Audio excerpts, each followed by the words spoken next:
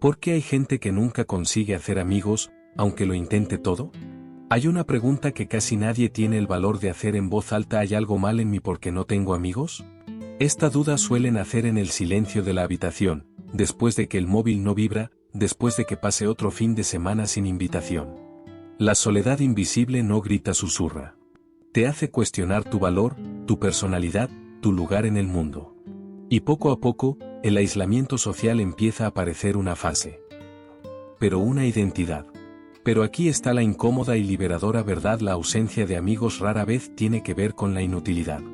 A menudo es resultado de experiencias de rechazo, patrones de autoprotección, hipervigilancia social e incluso una indefensión aprendida. Hay una psicología detrás de ello, y cuando entiendes el mecanismo, empiezas a ver el camino hacia la sanación emocional, el pertenencia y la verdadera conexión humana. Pocas personas se dan cuenta, pero el rechazo no solo afecta a la autoestima, reorganiza el cuerpo. La repetición de experiencias de exclusión activa la misma red cerebral vinculada al dolor emocional intenso.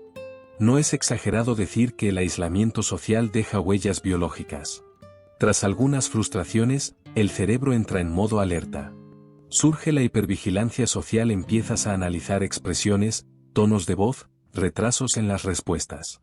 Todo se convierte en una posible amenaza. Esta tensión constante alimenta una soledad invisible, porque la mente empieza a anticipar el abandono incluso antes de que ocurra. Y entonces nace la autoprotección automática. Evitas exponerte, hablas menos, compartes menos. Parece madurez, pero a menudo es miedo acumulado. El sistema nervioso aprende que acercarse es peligroso, y este aprendizaje prepara el terreno para algo aún más profundo. El aislamiento social rara vez comienza con un trauma grave. Normalmente nace de situaciones pequeñas: un grupo que no incluye, una confianza ignorada, una amistad que se enfría sin explicación. Estas microexperiencias de rechazo parecen pequeñas en el momento, pero dejan huellas acumulativas. Cada episodio refuerza una narrativa interna: quizás soy increíble. O menos. El dolor emocional no explota, se filtra. Poco a poco, la vulnerabilidad se va acumulando, almacenándose como algo demasiado valioso para volver a exponerse.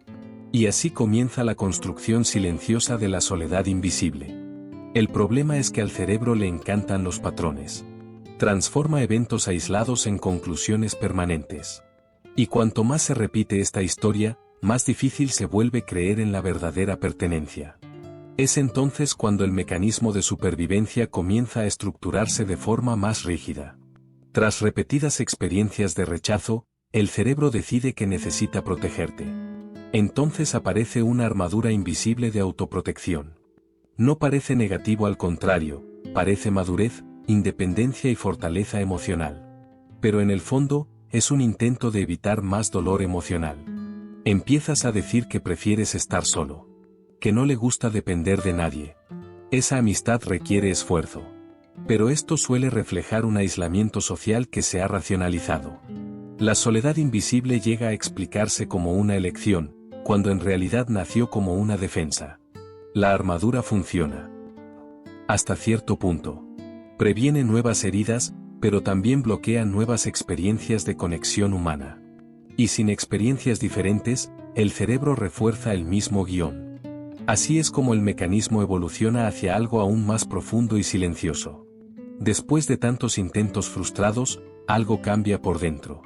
La mente empieza a concluir que no tiene sentido intentarlo. Este es el comienzo de la impotencia aprendida, un estado en el que uno incluso desea la conexión humana, pero cree que cualquier enfoque terminará en rechazo. Lo más peligroso es que esto ocurre de forma inconsciente. No decides aislarte, simplemente pierde el impulso de acercarse. La soledad invisible deja de ser circunstancial y empieza a parecer parte de la personalidad. El aislamiento social se convierte en rutina y el dolor emocional en un telón de fondo constante. A estas alturas, la hipervigilancia social sigue activa, pero ahora combinada con el abandono silencioso. Observas, analizas, pero no actúas. Parece autopreservación, pero es parálisis emocional. Y cuando la acción desaparece, la identidad empieza a moldearse por esta ausencia. Tras mucho tiempo en aislamiento social, la narrativa cambia. Ya no es estoy pasando por una fase, sino estoy así. La soledad invisible deja de ser una experiencia y se convierte en una identidad. Y cuando algo se convierte en una identidad, cuestionarlo parece amenazante. Empiezas a definirte como antisocial, cerrado, difícil. Pero a menudo esto es el resultado de la autoprotección acumulada, no de la esencia. El rechazo ha moldeado comportamientos, y la repetición ha convertido el comportamiento en etiquetas. El dolor emocional se interiorizó como un rasgo de personalidad. El problema de esta distorsión es que reduce las posibilidades. Si crees que no perteneces, evitas entornos donde puedas experimentar conexión humana. La sensación de pertenencia se debilita aún más. Y cuanto más se consolida esta identidad, más difícil parece imaginar una versión diferente de uno mismo. Cuando la soledad invisible se convierte en identidad, surge un patrón casi imperceptible de autosabotaje. Incluso entras en entornos sociales, pero ya esperas rechazo. Ya te preparas para el dolor emocional antes incluso de que ocurra algo. Y esa expectativa moldea tu postura, tu aspecto, tu energía. La hipervigilancia social te hace interpretar todo como una amenaza. Un grupo que se ríe puede parecer que se ríe de ti. Un silencio se convierte en sil de desinterés. Esta interpretación distorsionada refuerza el aislamiento social, porque confirma lo que ya temes, la sensación de no pertenecer. Sin darte cuenta, la autoprotección empieza a alejar exactamente lo que quieres. Hablas menos, te cierras más, evitas profundizar las conversaciones. Y luego, cuando la conexión no ocurre, parece la prueba de que tenías razón desde el principio. Este ciclo debe interrumpirse y eso empieza con algo interno que pocos consideran. Cuando el aislamiento social se prolonga, el silencio externo comienza a amplificar el ruido interno. La mente gana demasiado espacio para revisitar viejas escenas de rechazo, reinterpretar conversaciones y reabrir heridas de dolor emocional. La soledad invisible crea un entorno donde los pensamientos resuenan sin filtros. Sin nuevas experiencias de conexión humana, el cerebro solo funciona con recuerdos antiguos. Y los recuerdos dolorosos suelen tener más peso que los recuerdos neutrales. La hipervigilancia social sigue activa, pero ahora es introspectiva, reforzando inseguridades y dudas sobre pertenecer. Aquí es donde el autoconocimiento se convierte en una herramienta esencial. Registrar pensamientos, cuestionar creencias automáticas y buscar nuevas referencias como libros, grupos de interés o diferentes entornos ayuda a romper el ciclo repetitivo. Porque cuando cambias el diálogo interno, empiezas a dejar espacio para cambios externos. Después de tantos intentos frustrados, la soledad ya no es solo una consecuencia y se convierte en un refugio. La autoprotección transforma el aislamiento social en una zona conocida, predecible y controlable. Puede que no haya mucha conexión humana, pero al menos no hay un riesgo inmediato de rechazo. En esta etapa, la soledad invisible incluso parece cómoda. Controlas los horarios, las emociones, las expectativas. Nadie decepciona porque realmente nadie entra. Pero junto a esta falsa seguridad viene un dolor emocional silencioso, esa sensación de que falta algo esencial. El reto aquí no es abandonar por completo el refugio, sino ampliar sus fronteras. Permite pequeños experimentos externos, sin presionar los resultados. El objetivo no es salir del aislamiento por completo, sino debilitar la creencia de que es el único lugar seguro. Y es en este momento cuando la reconstrucción comienza a tomar forma. Cuando el aislamiento social se prolonga, empieza a distorsionar la forma en que te ves a ti mismo. La mente mezcla experiencias de rechazo con identidad personal.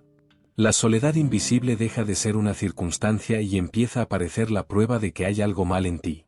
El dolor emocional repetido alimenta una narrativa interna rígida: no soy interesante. No sé cómo conectar. Esta historia se ve reforzada por la hipervigilancia social, que solo filtra SILs negativas e ignora cualquier posibilidad de pertenencia. El cerebro confirma lo que ya cree. Pero la identidad no es un destino fijo, es construcción. Y el edificio puede ser renovado. El primer paso es desarrollar el autoconocimiento para separar los hechos de las interpretaciones. No todas las experiencias de abstinencia definen su valor. A menudo, solo revela entornos que no eran compatibles con quien eres realmente. Después de tanto tiempo en aislamiento social, volver a confiar parece poco prudente. El recuerdo del rechazo sigue vivo, y la autoprotección intenta convencerte de que lo mejor es mantener la distancia. La soledad invisible se presenta como un territorio conocido, mientras que la conexión humana parece ser un territorio de riesgo. Pero la confianza no vuelve de golpe, está entrenada. Interacciones pequeñas y constantes ayudan al cerebro a debilitar el patrón aprendido de impotencia. Un grupo con intereses comunes, una conversación honesta, una invitación aceptada ya comienza a reprogramar la expectativa del dolor emocional. La clave está en una exposición gradual a la vulnerabilidad, sin abandonar límites saludables. Confiar no es rendirse ciegamente, es permitir experiencias reales. Y cuantas más experiencias positivas acumulas, más empieza a reconstruirse el sentido de pertenencia desde dentro. Hay un momento en el que te das cuenta de que la soledad invisible no era solo pérdida, era preparación. El periodo de aislamiento social pudo haber sido doloroso, pero también desarrolló autoconciencia, comprensión emocional y conciencia sobre el tipo de conexión humana que realmente importa. El rechazo que antes parecía prueba de insuficiencia empieza a reinterpretarse como un filtro natural. No todos los entornos son compatibles, ni todas las personas están alineadas con sus valores. La autoprotección madura, la hipervigilancia social disminuye y la vulnerabilidad deja de ser una amenaza y se convierte en una elección consciente. A estas alturas, pertenecer ya no depende de la aprobación constante de los demás. Nace de la coherencia interna. Sanar emocionalmente no significa no volver a sentir soledad, sino no sentirse abrumado por ella. Y cuando llega ese punto de inflexión, las conexiones que surgen son más verdaderas porque ahora tú también lo eres. Si te has reconocido en partes de este camino, entiende, no hay nada roto en ti. La soledad invisible que sentías pudo haber sido una respuesta a experiencias de rechazo, patrones de autoprotección e incluso una impotencia aprendida. Pero las respuestas aprendidas pueden desaprenderse. La pregunta que queda ahora es simple y poderosa: ¿seguirás reforzando el aislamiento social o darás pequeños pasos hacia la conexión humana? ¿Permitirás que el dolor emocional del pasado dicte tus decisiones futuras, o usarás el autoconocimiento para reconstruir tu sentido de pertenencia? Quizá el primer paso sea más pequeño de lo que crees. Un mensaje enviado. Un nuevo entorno explorado. Empezó una conversación. La verdadera sanación emocional comienza con el movimiento. Si este contenido te ha parecido lógico, suscríbete al canal, activa las notificaciones y sigue siguiéndote. Porque entender tu mente es el primer paso para transformar tu vida.